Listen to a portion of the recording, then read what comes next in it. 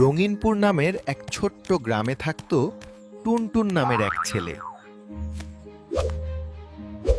তার সবচেয়ে বড় সমস্যা ছিল সে কারো কথাই শুনতো না। একদিন সকালে সে গ্রামের পুকুর পাড়ে খেলতে গিয়েছিল। হঠাৎ সে দেখল একটা ব্যাঙ মোবাইল দেখছে। ওই ব্যাঙ, তুমি মোবাইল চালাও কিভাবে? টুনটুন হেসে উড়িয়ে দিল। ব্যাঙ আবার বুদ্ধিমান। চলো বাজি ধরি, আজ তুমি বিপদে পড়বে। টুনটুন শুনল না, সে পুকুরের ধারে দৌড়াতে লাগলো। আর পা পিছলে পড়ে গেল পানিতে।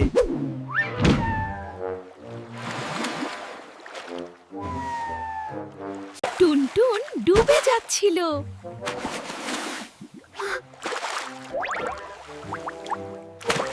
ঠিক তখনই ব্যাঙ লাফ দিয়ে একটা লতা এগিয়ে দিল।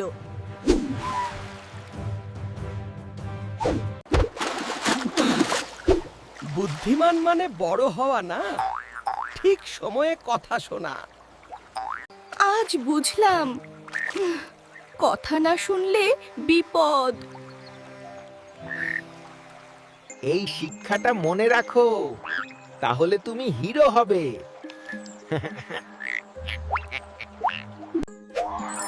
সেই দিন থেকে টুনটুন আর দুষ্টু নয়।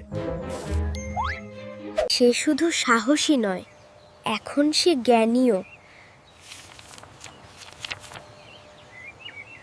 সে এখন সবার প্রিয় বুদ্ধিমান টুনটুন।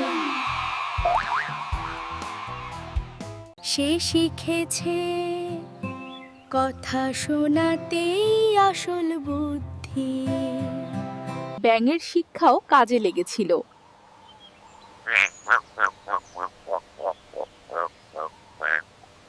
সে এখন সবার কথা শোনে।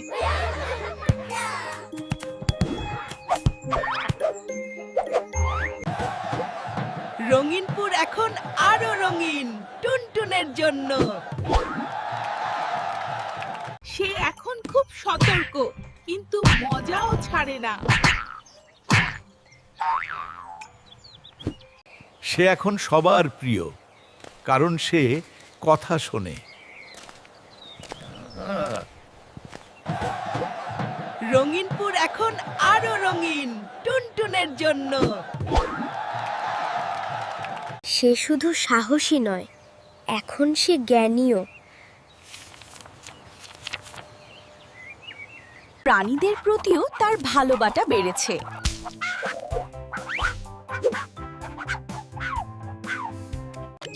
প্রকৃতির কথাও সে মন দিয়ে শোনে।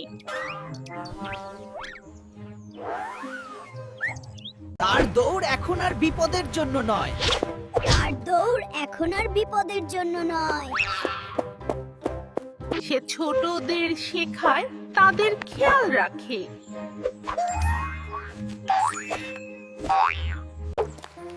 ব্যাঙের সাথে তার বন্ধুত্ব অটুট রইল। সে এখন গ্রামের কাজেও মন দেয়।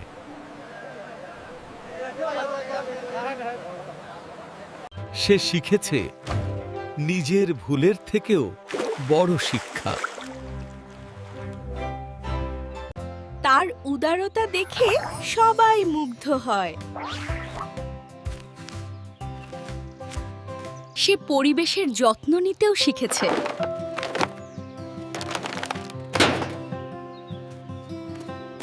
তার গল্প শুনে সবাই আনন্দ পায়। তার বুদ্ধি আজ সবার কাজে লাগে।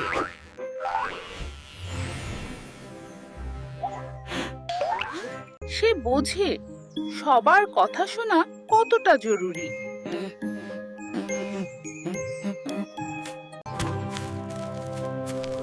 প্রকৃতির ভাষাও সে এখন বোঝে। সবার প্রশংসা পেয়ে সে খুশি।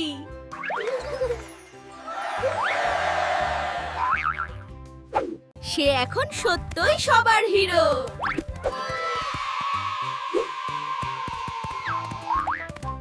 মনে রেখো, বুদ্ধিমান সেই যে কথা শোনে। সে এখন সবার প্রিয়, কারণ সে কথা শোনে।